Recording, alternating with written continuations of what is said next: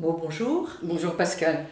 Alors, vous nous invitez, votre association d'Élise d'Opéra, notre association d'Élise d'Opéra nous invite à une rencontre le samedi 14 octobre intitulée Mythos et Logos, la réinterprétation infinie des mythes fondateurs avec Anna Zielinska.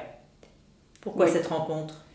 Elle vient en écho en fait avec un spectacle qui sera donné au mois de février, l'oratorio, la création de Haydn.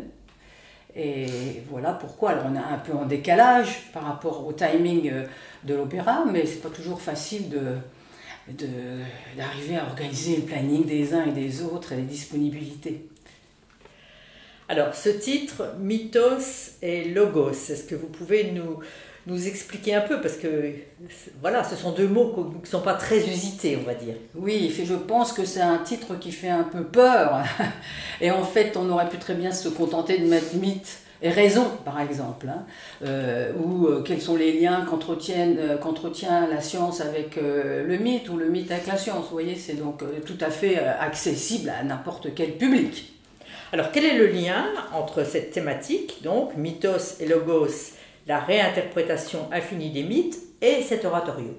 Alors en fait, on comprend mieux ce lien quand on sait un petit peu de quelle nature sera la mise en scène que nous prépare Kevin Barrs. En fait, il va mettre en dialogue le récit biblique tel qu'il a été écrit dans l'Ancien Testament, tel qu'il sera chanté au cours de l'oratorio, avec toutes les découvertes scientifiques qui ont été faites depuis le Big Bang. Et donc ça va être quelque chose d'un dialogue entre ces deux pôles. Donc c'est une rencontre qui va nous préparer à ce spectacle et nous aider à comprendre cette mise en scène dont vous venez de nous parler. Oui, entre autres, mais pas que, parce qu'en fait l'idée c'est d'essayer d'y voir un peu plus clair sur la question effectivement des rapports entre mythe et raison.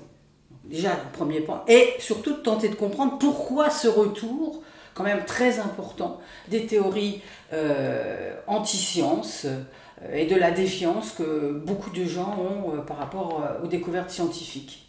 Alors justement, la création du monde selon l'Ancien Testament, elle est considérée à juste titre comme un mythe. De nos jours, maintenant, on dit vraiment que c'est un mythe. Même l'Église dit que c'est un mythe. Mais pas par tout le monde. Il y a des gens qui reprennent une lecture littérale de cette création du monde selon l'Ancien Testament. Oui, on est en plein dans le cœur du sujet. Effectivement, les mouvements créationnistes et anti-scientistes continuent, malgré le fait qu'on a effectivement démontré par les recherches en biologie que l'évolution, elle était bien là, et donc ça donne du poids à cette théorie. Il y a quand même des gens, effectivement, les créationnistes, qui continuent à penser que c'est Dieu qui a créé le monde, et que c'est que lui qui a créé le monde et rien d'autre.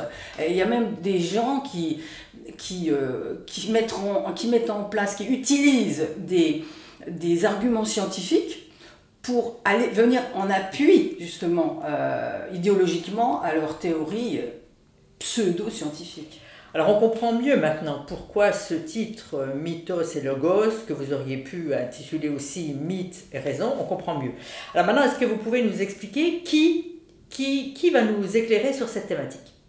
Oui, alors c'est Anna Zielinska, donc, qui est philosophe et un professeur de philosophie, maître de conférence, maîtresse de conférence, il faudrait que je me trompe, à l'université de Lorraine, qui va donc nous aider à cheminer, à réfléchir autour de cette thématique. C'est quand même une thématique qui est préoccupante, parce qu'on voit il y a de plus en plus de gens, enfin en Amérique, il y a 40% des gens qui adhèrent. Surtout aux États-Unis. Oui, surtout. Mais il y en a quand même 9% en France qui adhèrent à cette théorie créationniste.